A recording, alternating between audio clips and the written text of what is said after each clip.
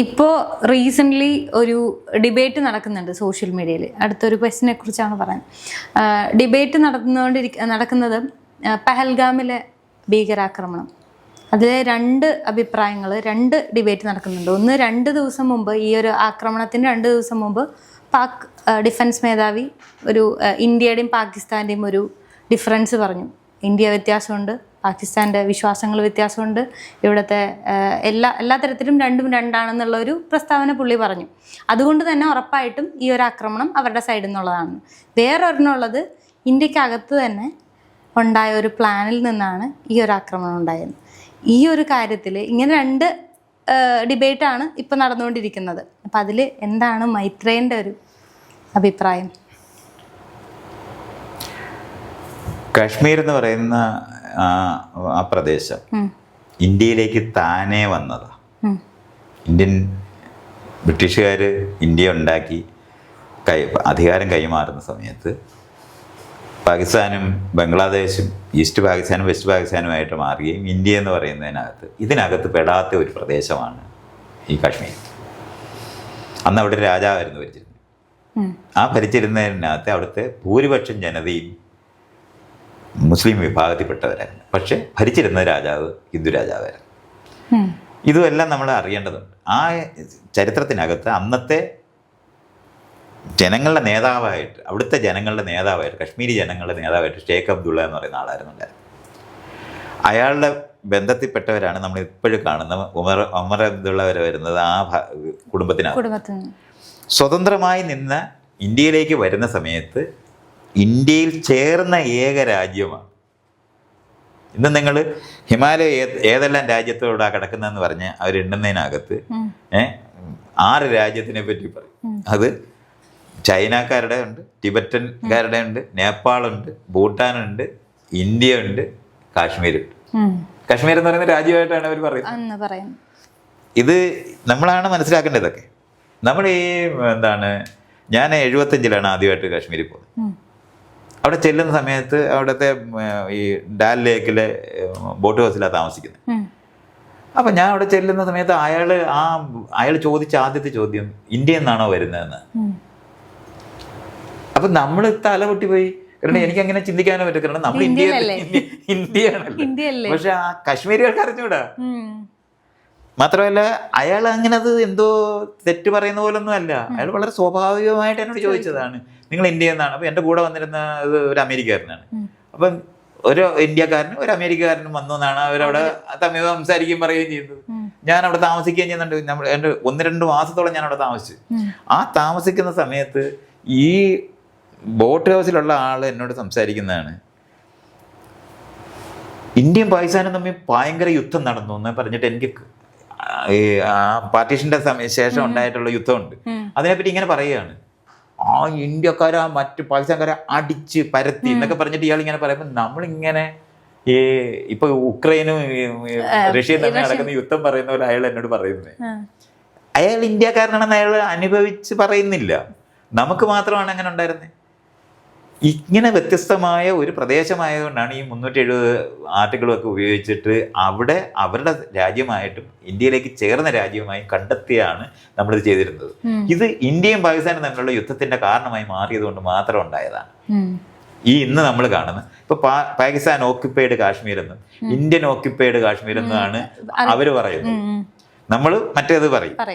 പക്ഷെ നമ്മളിവിടെ പറയുന്നത് ഇന്ത്യയുടെ അവിഭാജ്യ ഘടകമാണ് എന്നൊക്കെ പറഞ്ഞിട്ടുള്ള ഈ ന്യായമൊക്കെ പറയുമ്പോൾ UN-നകത്ത് എത്രയോ സ്റ്റേറ്റ്മെൻറ്റുകൾ, പ്രമേയങ്ങൾ പാസ്സാക്കിയിട്ടുണ്ട്. അവിടെ ഉള്ള ജനതയോട് പ്ലെബിസൈറ്റ് എന്ന് പറഞ്ഞാൽ ഹിതപരിശോധന നടത്തണം, റെഫറൻഡം എടുക്കണം. അവർക്ക് സ്വതന്ത്ര രാജ്യമായിട്ട് നിൽക്കാനാണോ താല്പര്യം, അതോ പാകിസ്ഥാൻ്റെ കൂടെ പോകാനാണോ താല്പര്യം, ഇന്ത്യയുടെ കൂടെ നിൽക്കാനാണോ താല്പര്യം എന്ന് അറിയണം. ഈ പ്ലെബിസൈറ്റ് അല്ലെങ്കിൽ ഈ റെഫറൻഡം എടുക്കണമെന്ന് ആവശ്യപ്പെട്ടിട്ട് ഇന്ത്യ ഒരിക്കലും സമ്മതിച്ചിട്ടില്ല. ഈ ഇന്ത്യയിൽ ഈ 3 വിഭാഗമായിട്ടാണ് ഉണ്ടായിട്ടുള്ളത്. എന്ന് പറഞ്ഞാൽ ഈ സ്വതന്ത്രമായ ഒരു രാജ്യമായിട്ട് അത് തുടരണോ, അതോ പാകിസ്ഥാനുമായിട്ട് ചേരണോ, ഇന്ത്യയായിട്ട് ചേരണോ എന്ന് പറയുന്നത് അവിടുത്തെ ജനതയുടെ തന്നെ ആവശ്യമാണ്. ഈ 3 വിഭാഗം അവിടെ ഉണ്ടായിട്ടുണ്ട്. ഉണ്ടായിരുന്നവർ തമ്മിൽ ഉള്ള അഭിപ്രായ വ്യത്യാസവും വഴക്കും കാര്യങ്ങളും എല്ലാം നിലനിൽക്കുമ്പോൾ തന്നെ കശ്മീരികൾ എന്നുള്ള നിലവാരത്തിൽ അവർ യോജിച്ച് നിൽക്കുന്ന ഒരു സ്ഥലമുണ്ടായിരുന്നു. പക്ഷെ അവിടെ ഈ വലിയ രണ്ട് രാജ്യങ്ങൾ ഇന്ത്യയും പാകിസ്ഥാനും തമ്മിൽ ഉണ്ട ഡിസ്പ്യൂട്ട് കാരണമാണ് അത് ഈ സംഘർഷഭരിതമായ ഒരു സ്ഥലമായി മാറിയത്. അന്ന് ആയുധം ഉപയോഗിച്ച് കീഴടക്കി പാകിസ്ഥാൻ കയറിയതും ഇന്ത്യ കയറിയതുമായ അങ്ങനെയാണ് ഇന്ത്യൻ പട്ടാളവും പാകിസ്ഥാൻ പട്ടാളവും തമ്മിൽ കൺഫ്രണ്ട് ചെയ്തിരിക്കുന്നതാണ് രണ്ട് സ്ഥലമായി മാറിപ്പോയത്. അതുവരെ അവർ ഒന്നിച്ച് നിന്നിരുന്ന ഒരു രാജ്യമായിട്ടിരുന്നവരാണ്. ആ സ്ഥലത്തുണ്ടായതിന് തുടർച്ച ഈ UN-ലെല്ലാം ഉണ്ടായ പ്രമേയം എന്ന് പറയുന്നത് റഫറൻഡം എടുക്കണമെന്നായിരുന്നു. അതൊരിക്കലും ഇന്ത്യ അംഗീകരിച്ചിട്ടില്ല, പാകിസ്ഥാനും അംഗീകരിച്ചിട്ടില്ല.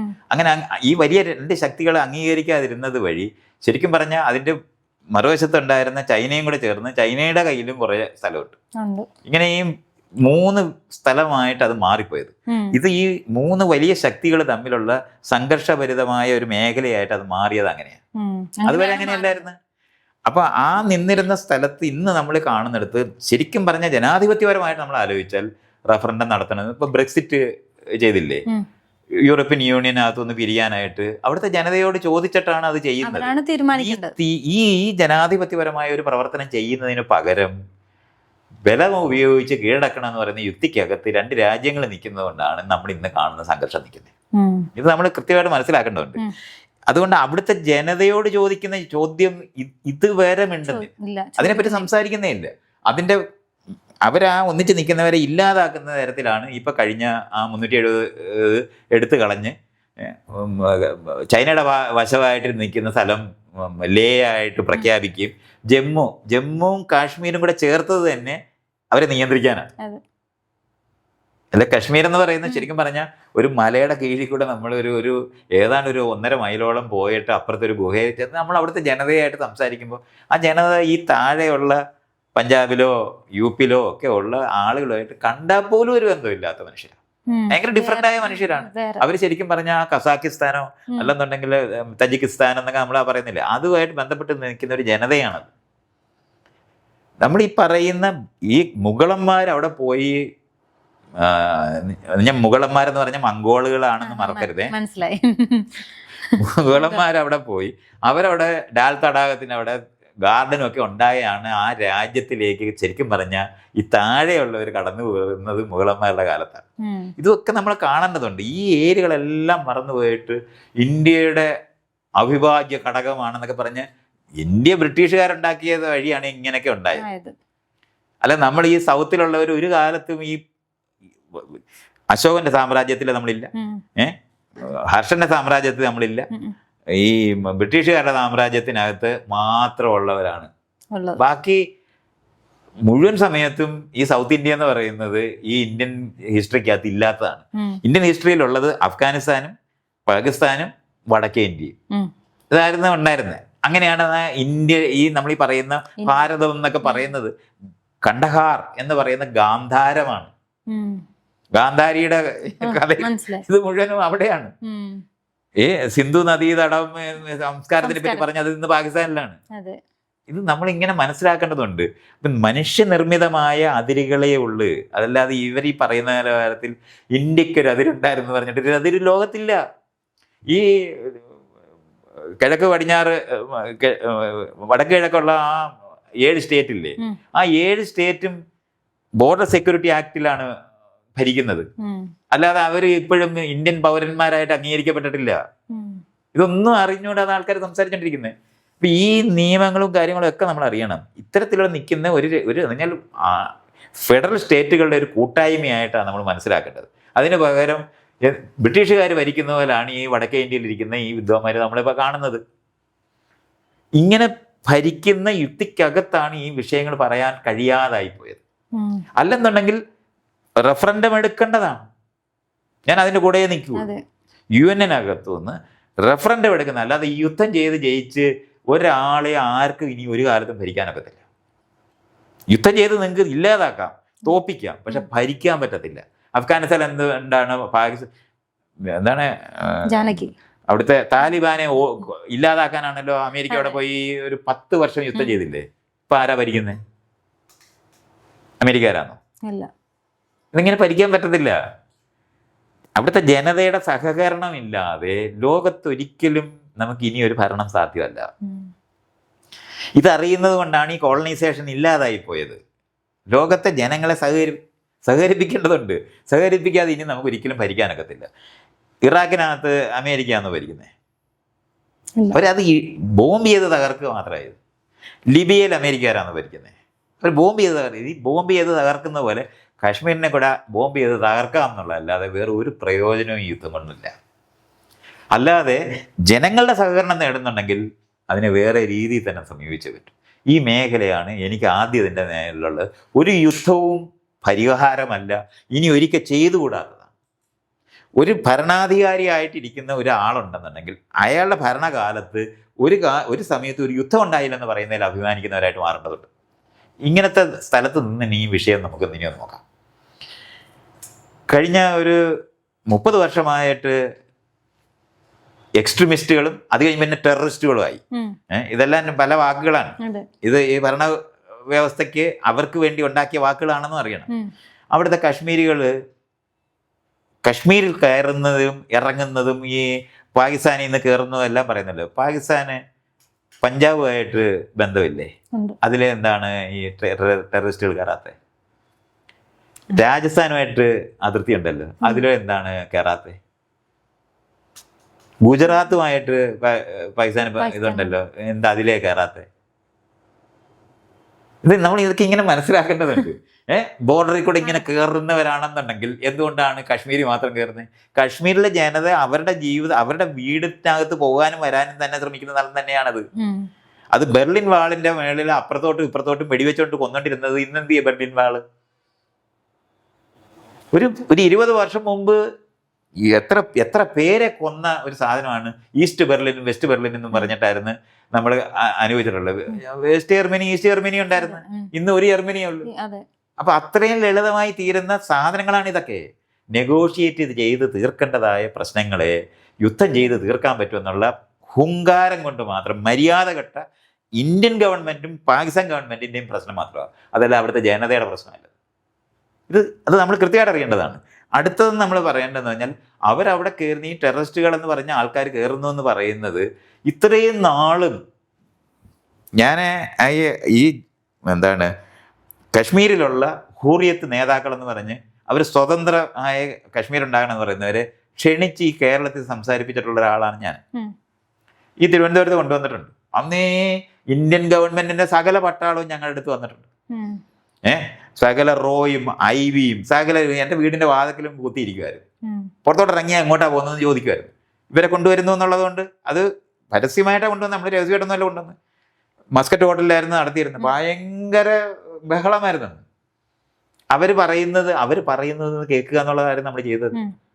അത് ഇവിടുത്തെ സകല പത്രക്കാർ വന്ന് റിപ്പോർട്ട് ചെയ്തതുമാണ്. അപ്പൊ അവർ പറയുമ്പോൾ ആ ഹൂറിയത്ത് നേതാക്കളെന്ന് നമ്മൾ അന്ന് പറഞ്ഞ ആ മനുഷ്യര് ഇന്ന് ആരും ജീവിച്ചിരിപ്പില്ല. അവരെ മുഴുവൻ ഈ പറയുന്ന ടെററിസ്റ്റുകൾ കൊന്നിട്ടുണ്ട്. അപ്പൊ കശ്മീരികളെ കൊന്നുകൊണ്ടിരുന്ന കശ്മീരികളായിരുന്നല്ലോ ഉണ്ടായിരുന്നേ. ആ ഇരുന്ന കാശ്മീരികള് ഇന്ന് വന്ന് നീ മതത്തിലാണെന്ന് ചോദിക്കണമെന്നുണ്ടെങ്കിൽ അതെന്തായാലും കാശ്മീരി ടെററിസ്റ്റുകളാണ്. അതെനിക്കറിയാം. അതിവിടെ നിങ്ങൾക്ക് എന്താണ് ഇറച്ചി തിന്നുന്നത് ഇതാണോ എന്ന് ചോദിച്ച ഒരു വിഭാഗം അവരുടെ യുക്തിക്കകത്തേ അത് വരത്തുള്ളൂ. നിങ്ങൾക്ക് എന്താണ് ജയ് ജയ് ശ്രീറാം വിളിക്കണമെന്ന് പറയുന്നവർ, ഈ സാധനം ജ്വലിപ്പിച്ചുകൊണ്ടിരിക്കുന്നവർ വടക്കേ ഇന്ത്യയിലെ കുറെ ആൾക്കാരുണ്ട്. അവരുടെ യുക്തിക്കകത്ത് മാത്രമേ അങ്ങനെ ചോദിക്കുന്ന ടെററിസ്റ്റുകൾ ഉണ്ടാവുള്ളൂ. അതുകൊണ്ട് എനിക്ക് അതിനകത്ത് വേറെ ഒന്നും ഞാൻ അന്വേഷിക്കുന്നില്ല. കശ്മീരിൽ അവിടെ അതിൻ്റെ സ്വാതന്ത്ര്യത്തിന് വേണ്ടിയോ അല്ലെന്നുണ്ടെങ്കിൽ അവർക്ക് പാകിസ്ഥാൻകാരൻ്റെ കൂടെ പോകണമെന്ന് ആലോചിച്ചോ ഇന്ത്യക്കാരൻ്റെ കൂടെ പോകണമെന്ന് ആഗ്രഹിക്കുന്നവരായ ആൾക്കാർ തമ്മിൽ ഈ ചോദ്യം ഒരു സമയത്തുണ്ടായിരുന്നില്ല. അവർക്ക് സ്വാതന്ത്ര്യം ഉണ്ടാകണമെന്ന് ആഗ്രഹിക്കുന്ന ഒരു വിഭാഗം മാത്രമേ അവിടെ ഉണ്ടായിട്ടുള്ളൂ. അവർ അതിൻ്റെ സമരത്തിന് നമ്മൾ ടെററിസമായിട്ടും ഇതെല്ലാം നമ്മൾ ചിത്രീകരിച്ചാലും അവർ ഈ ചോദ്യം ഒരിക്കലും ചോദിച്ചിട്ടില്ല. അവർ കൊന്നിട്ടുള്ളത് കശ്മീരികളെ തന്നെയായിരുന്നു. ഏറ്റവും കൂടുതൽ കശ്മീരികളാണ് ചത്തിട്ടുള്ളത്. ആ സമയത്തൊന്നും ഈ ചോദ്യം ഇല്ലായിരുന്നു. ഇതിപ്പം ഇവിടെ വടക്കേ ഇന്ത്യയിലെ ചോദ്യത്തിനകത്തുനിന്ന് ഉൽപ്പാദിപ്പിക്കപ്പെട്ട ടെററിസ്റ്റുകളാണെന്നുള്ളതിന് എനിക്ക് സംശയമൊന്നുമില്ല. സൗദി അറേബ്യ എന്ന് സകലതും ഡ്രോപ്പ് ചെയ്ത് ഓടി വന്ന വിദ്വാൻ ഇതുവരെ അങ്ങോട്ട് പോയിട്ടില്ല. അയാൾ നേരെ പോയത് ബീഹാർ ഇലക്ഷനാണ്. ഇത് നമുക്ക് കാണാം ഇതെവിടെ നിന്നാണ് ഉണ്ടായെന്നുള്ളത്. അത് കാരണം കൊണ്ട് എനിക്ക് ആ തരത്തിലായ ഒരു സംശയവും ആ കാര്യത്തിലില്ല.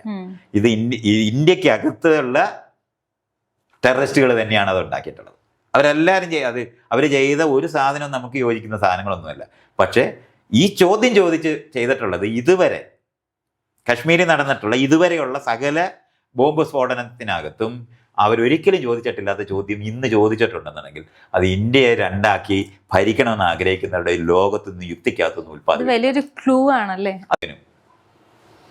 ഈ മതം ചോദിച്ച് കൊന്ന അത് മര്യാദകേടാണെന്ന വിചാരമുള്ളവർ ഈ ബോംബ് ഇടാൻ പോയാൽ നിഷ്കളങ്കരായ സ്ത്രീകളെയും കുട്ടികളെയൊക്കെ ഒഴിവാക്കി ബോംബ് ചെയ്യുമോ? പറ്റില്ലല്ലോ. പിന്നെ എങ്ങനെയാണ് യുദ്ധം ചെയ്യുന്നത്? എന്ത് ന്യായം കൊണ്ടാണ് അങ്ങനെ ബോംബിടാൻ പോകാൻ പറ്റുന്നത്? യുദ്ധം ഒന്നിനും പരിഹാരമായിട്ടില്ല, ഇതുവരെ പരിഹാരമായിട്ടില്ല. മര്യാദയില്ലാത്ത പ്രവർത്തനമാണ്. ഇലക്ഷൻ ജയിക്കുന്നതിന് ഇത്രയധികം ക്രൂരമായ പ്രവൃത്തി ചെയ്യരുതെന്ന് മാത്രമേ ഇന്ത്യൻ ഗവൺമെൻറ്റിനോട് എനിക്ക് പറയാനുള്ളൂ. അത്രയേ ഉള്ളൂ.